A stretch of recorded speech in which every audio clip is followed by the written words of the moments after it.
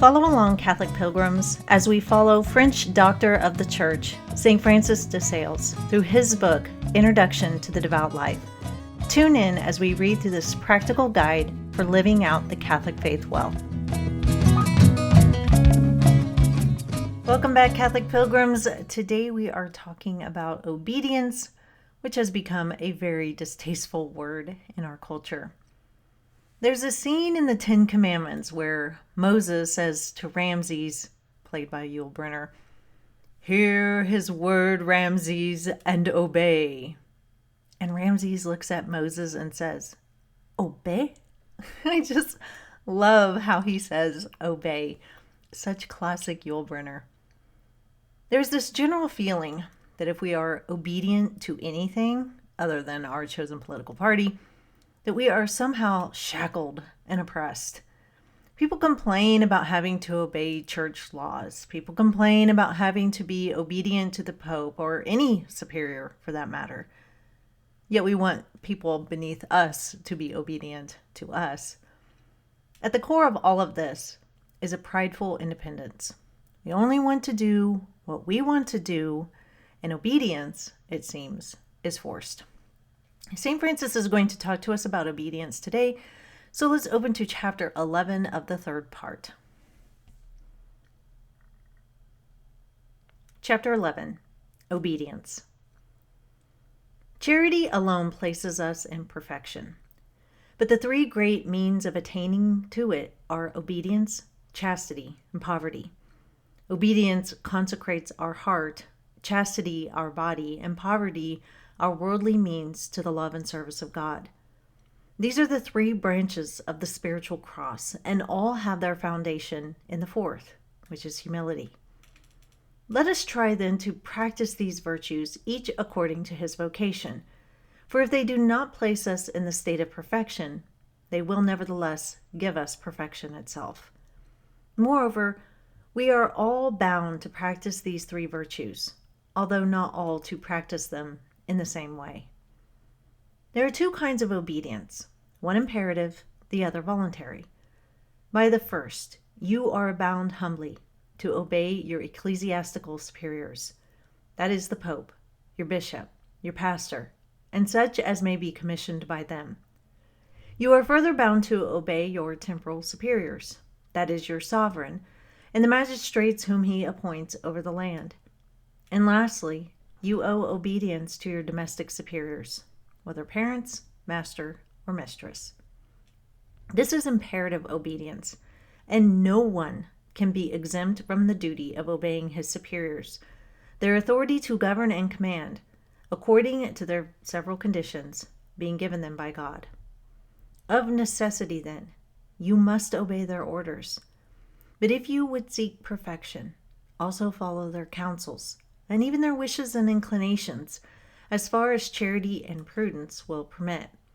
Obey them when they enjoin what is agreeable, such as to eat or rest. For although there seems to be but little merit in obeying such commands, there is blame in disobedience. Obey them in indifferent things, such as wearing this or that dress, taking this or that road, singing or keeping silence. Such obedience is much to be commended. Obey them in hard, difficult, displeasing things, and that will be perfect obedience. And last of all, obey meekly, without answering back, speedily without delay, cheerfully without fretfulness, and above all, obey in a loving spirit, for love of him who for our sakes became obedient even unto death of the cross, and who, says St. Bernard, preferred losing his life to being disobedient. In order to learn ready obedience to your superiors, give way readily to the will of your equals, yielding when you can harmlessly do so to their opinions, avoiding peevishness and contention, and conform yourself willingly to the wishes of your inferiors whenever it is reasonable to do so, and avoid all unnecessary exercise of imperious authority. It is a great mistake to fancy that you would obey easily in the religious state if you find it difficult and vexatious to obey those whom God has already placed over you.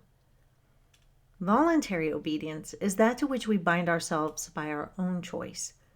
We do not choose our own sovereign or bishop, father or mother, but we do choose our confessor and director.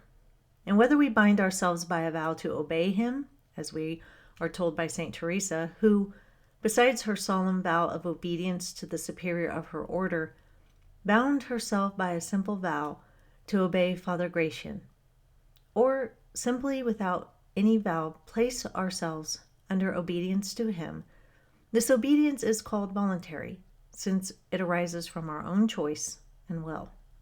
We must obey all superiors in those things in which they are especially set over us, obeying our temporal rulers in all political and public matters, our spiritual rulers in all things ecclesiastical, our father, husband, or master in domestic concerns, and our confessor in all appertaining to the guidance of our soul. Submit the direction of your pious observances to your spiritual father, by which means they will be forwarded, and acquire double grace and excellence. The first of themselves inasmuch as they are pious, the second through the obedience which dictates them, and in virtue of which they are performed. Happy are those who are obedient, for God will not suffer them to go astray. My junior year of college, I joined Air Force ROTC. And that following summer, I was shipped off to field training in Panama City, Florida, in the heat of the summer. Now, the reason I had joined ROTC is because I eventually wanted to be in the FBI, and I had been told by an FBI recruiter that joining the military helps you gain entrance into the FBI. At least that's what I was told at the time.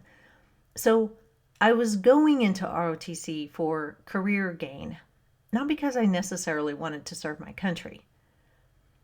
Because of my self-interest, I never really adopted the spirit of obedience to my superiors that I needed to have. The military isn't about you.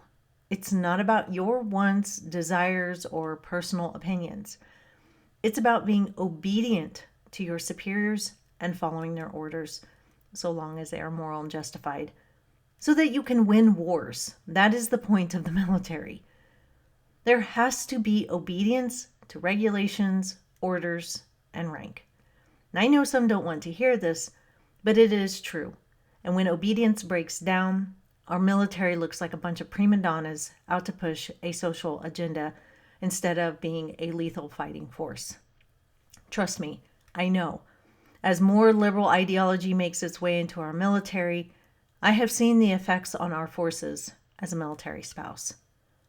Diversity is not what makes our military strong. Unity is, and that starts with obedience. Anyway, back to me in field training and my wrong attitude. So at field training, you got 8 minutes to eat. That's it. 8 minutes. Goes by in the blink of an eye when you are very hungry.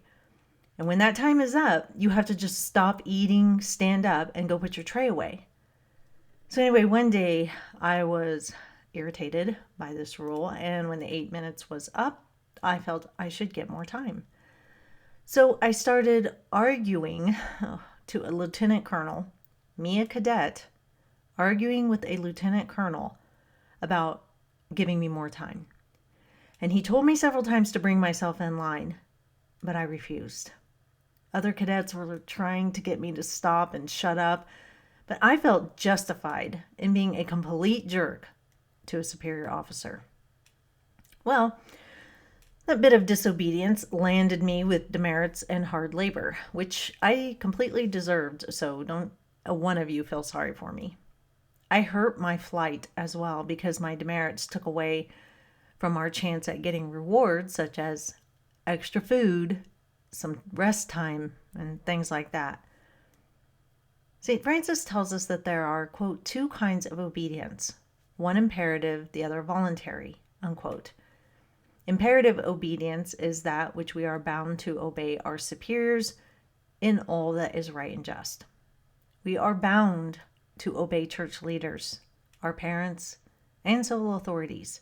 Again, as long as they aren't asking you to do anything sinful or immoral.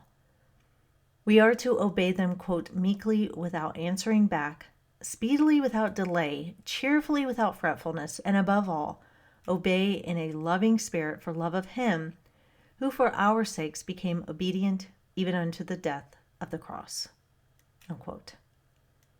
I was not those things that day at field training when I disobeyed my superiors. In fact, I embarrassed myself and I hurt my flight. Sometimes, though, our obedience is voluntary. This is the one we like the most because we feel we have the most control and it's our decision. And most people think that voluntary obedience is more quote unquote real because we choose it instead of it being bound on us. But what obedience teaches us, whether imperative or voluntary, is humility. And St. Francis says as much. We are not the center of the universe. There are others that know more than we do. It is good to submit yourself and obey, to learn that not everything in this life is about you or about your wants and desires. As we can see when we look around us, a lack of obedience is the source for many selfish and destructive acts, which I think we can all agree is never a positive thing. We'll pause here for today, Catholic Pilgrims. Obedience. Such a good virtue to practice. Next up is chastity. And until then, live the faith boldly and travel well.